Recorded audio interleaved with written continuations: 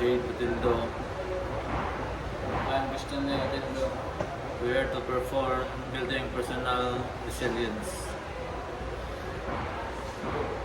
Let's talk about our gym experience. What's been challenging workout you've overcome recently? I struggle with I thought leg day, but I push through and complete the workout. That's awesome. What motivated you to keep going? I reminded myself of my fitness goal and the progress I made so far.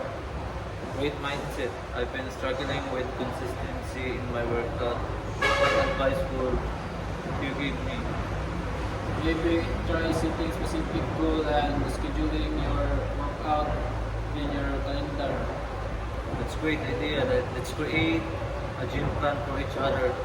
Listen, I think your personal strength is your discipline and consistency in working out. Thanks, Jake. I think your strength in your enthusiasm and willingness to try new exercises. Awesome. Let's choose a positive affirmative for each other. For you, I'll say I'm strong and capable in the gym. And for you, I say I am motivated and excited to reach my fitness goal.